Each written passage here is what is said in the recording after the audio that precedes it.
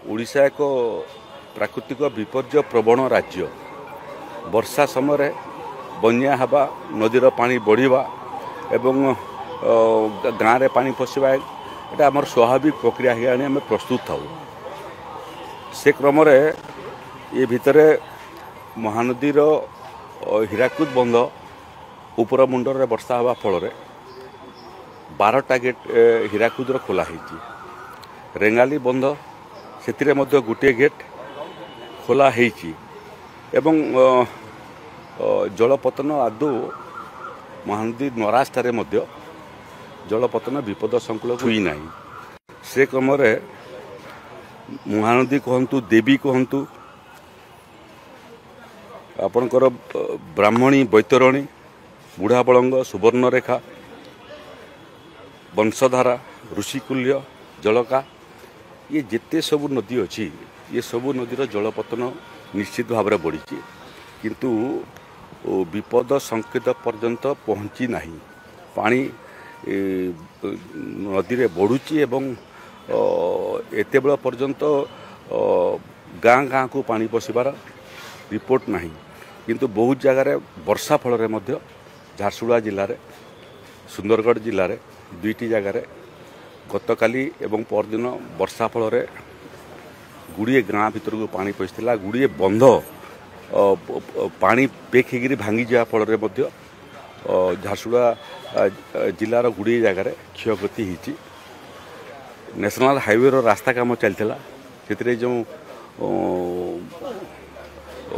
माटी बाली सबू रास्ता मरामती रखी बनवा रखी वर्षा फल से धोई होगा फल प्राय 50 एकर जमी से फसल नष्ट होती। वर्तमान मयूरभंज बालेश्वर भद्रक जाजपुर कटक एभलिया अंचल आम सतर्क अच्छु। जिला प्रशासन को संपूर्ण निर्देश दिखाई सतर्क रही। ब्लॉक डेवलपमेंट ऑफिसर एवं तहसीलदार माने सतर्क अच्छा। जो जगार पानी पशिब से जगार लोक मानू पानी प्लावन अंचल बाहर करवा रिलीफ सेंटर को नवा। रिलीफ सेंटर रे भोजन व्यवस्था पाई राशन प्रस्तुत अच्छी शिशु खाद्य प्रस्तुत अच्छी एवं जो मानकर आवश्यक पड़ो तालपरीन सबू जिले में पर्याप्त परिमाण में अच्छी। ओडीआरएफ एनडीआरएफ टीम सतर्क अच्छा एवं अग्निशम विभाग से प्रस्तुत अच्छा एवं पोजिशनिंग रे समस्ते अच्छा। तेणु विपर्य परिचालना विभाग संपूर्ण प्रस्तुत अच्छी एवं आम निवेदन करछु जे एभलिया बन्यार परिस्थिति को सामना करुवा जो अंचल मान अच्छी से माने भी सतर्क रहंतु। विभिन्न जगार संभाव्य वर्षा को लेकर पानी जलपतन बढ़ से जगह माइक रे घोषणा आरंभ हो सारा।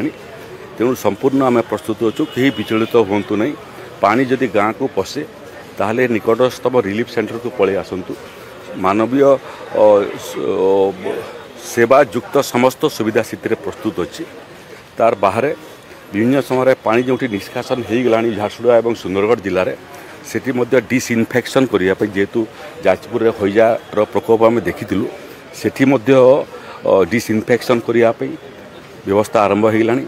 एवं झारसुगुड़ा और सुंदरगढ़ जिले में क्षयक्षति होतिबार आकलन आरंभ हो गलानी। मत लगुच 24 घंटा भितर क्षयक्षतिर रिपोर्ट आम पाइबू। आज संध्या सुधा जदि आम रिपोर्ट प्राप्त हो गला आज राति रे ही क्षयक्षतिर जहाँ परिमाण अच्छी सुंदरगढ़ और झारसुगुड़ा जिला को आम जिलापाल मान प्रेरण करदेबू और सका क्षतिपूरण पैसा बंटन आरंभ हो। झारसुगुड़ा जिले में गुड़िए विभागर व्यापक क्षयक्षति होती। विभाग कहले माइनर इरिगेशन प्रोजेक्ट व्यापक भाव में क्षतिग्रस्त होती। रोड व्यापक भाव में क्षतिग्रस्त होती एवं गुड़िए जगार छोट छोट डैम जोटा थिला माइक्रो डैम माने सेटा क्षतिग्रस्त होती। तेणु जलसेचन विभाग जो क्षयक्षति होती तार आकलन से करुँच किंतु आकलन करने पूर्व झारसुगुड़ा जिलापाल को निर्देश दिखाई तांका पाखरे जो फंड अच्छी से फंड रे सबू मरामती काम से आरंभ करदे एवं जो जो मरामती खर्च हम सेटा को राजस्व विभाग आगामी दिन में बहन कर। तेणु आदौ विचलित हबार कौन कारण नहीं, भयभीत हबार कौन कारण नहीं। आपणकर विपर्य परिचालना विभाग लोकंकर रक्षा कवच प्राकृतिक विपर्य समय एवं कौन परिस्थिति रे जदि कौन खबर देवाई चाहिए निकटस्थ आरआई ऑफिस कि तहसिल ऑफिस कि बीडीओ ऑफिस कि कलेक्टर ऑफिस को सूचना कले सेटा मध्य राजस्व विभाग तार तथ्य संग्रह करिवो।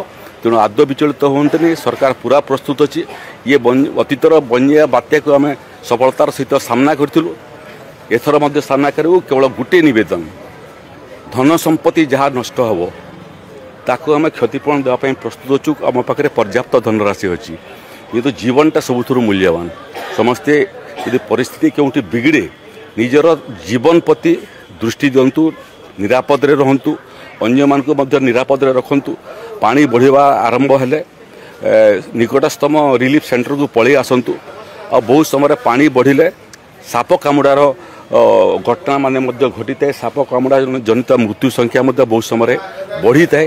तेणु से परिस्थिति पर्यंत जातु नहीं रिलीफ सेंटर को पलि आसतु क्योंकि जब साप कामुड़ा घटना घटे एंटी भेनम मेडिसिन इंजेक्शन सबू जगार गच्छित अच्छी जदि से किसी घटना घटे निकटस्थम पीएचसी